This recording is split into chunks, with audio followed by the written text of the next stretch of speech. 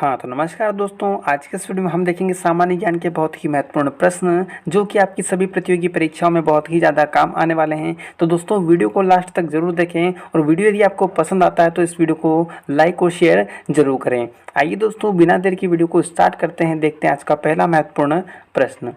पहला प्रश्न है दोस्तों आज का हमारा कि गांधी जी किस गोलमेज सम्मेलन में भाग लेने के लिए लंदन गए थे। तो दोस्तों द्वितीय गोलमेज सम्मेलन में भाग लेने के लिए गांधी जी कहाँ गए थे?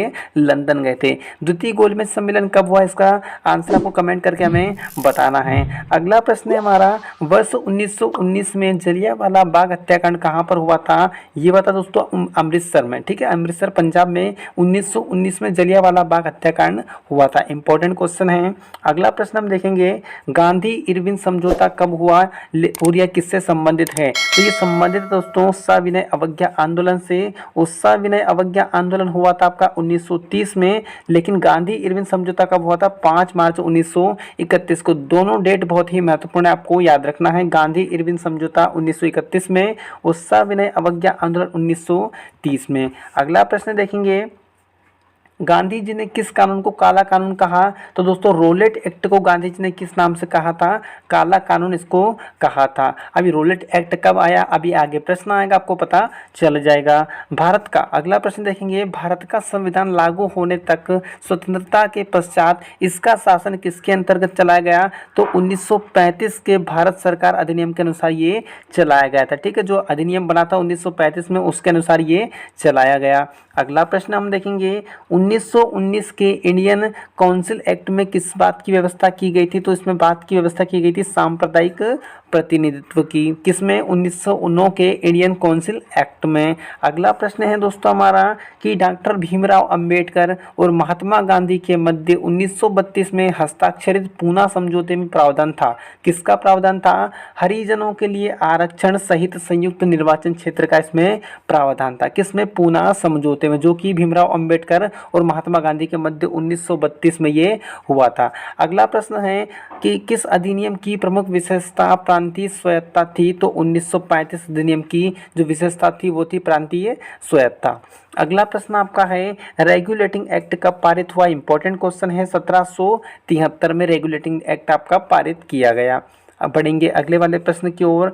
प्रश्न है अगला, 20 सितंबर 1932 को यवरदा जेल में महात्मा गांधी ने आमरण अनशन किसके विरोध में किया था? तो ये किया था रेमजे मैकडोनाल्ड के सांप्रदाय पंचायत के विरुद्ध में। किसने? गांधी जी ने 1932 में। अगला प्रश्न है, मुसलमानों के लिए अतिरिक्त निर्वाचक मंडल प्रारंभ में किसके द्वारा लाया गया था? तो मार्ले मिंटो सुधार बिल जो आया था 1909 में, उसके अंतर्गत ये लाया गया था, मुसलमानों के लिए अतिरिक्त निर्वाचक मंडल। अगला प्रश्न दोस्तों हमारा है, मार्ले मिंटो सुधार का अधिनियम क्या था?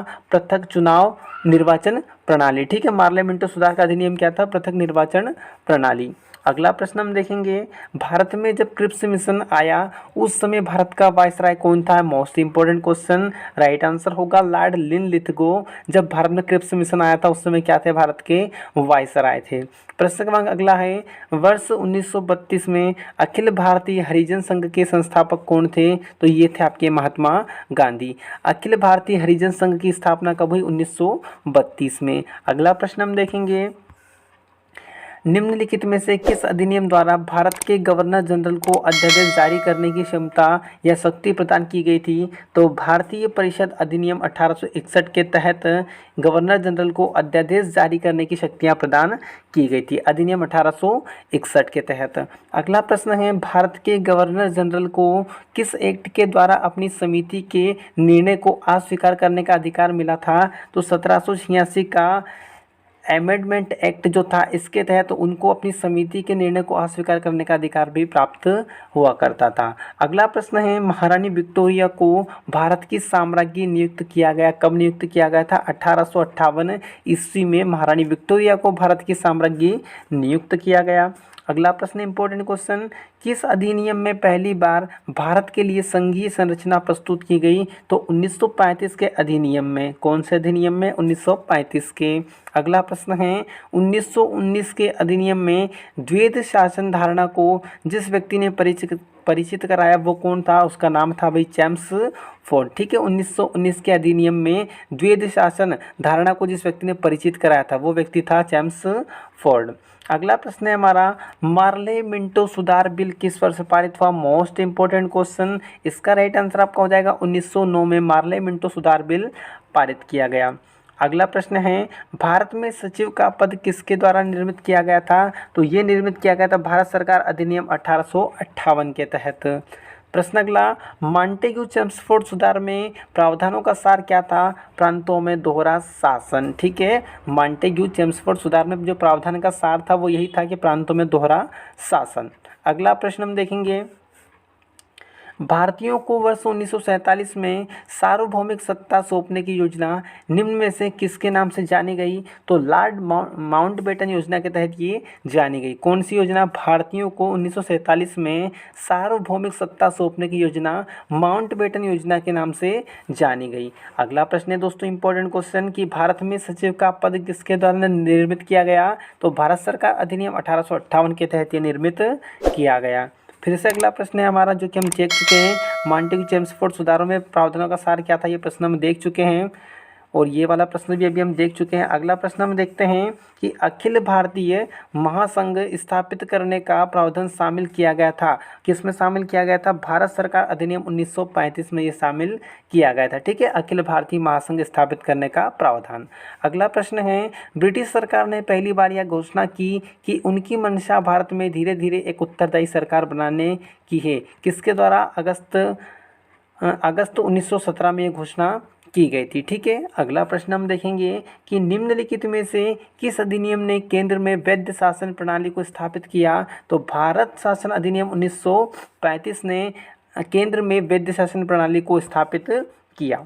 अगला प्रश्न है इंपॉर्टेंट क्वेश्चन कि साइमन कमीशन का भारत आगमन कब हुआ? तो भाई साइमन कमीशन भारत कब आया? 1928 में ये भारत आया था। कई बार ये प्रश्न सीधा सीधा एग्जाम में आया हुआ है। निम्नलिखित में से किस अधिनियम के तहत बिना मुकदमा और बिना दोषी सिद्ध के ही विधि न्यायालय में किसी भी व्यक्ति को कैद करने का प्राधिकार सरकार को दिया गया था? तो वर्ष 1919 का रोलेट एक्ट, जिसको गांधी जी ने क्या कहा था? काला कानून इसको कहा था। ठीक है, अगला प्रश्न हमारा है, स्वतंत्र भारत के प्रथम गवर्नर जनरल कौन थे? तो ये थे लॉर्ड माउंटबेटन, स्वतंत्र भारत के प्रथम गवर्नर जनरल।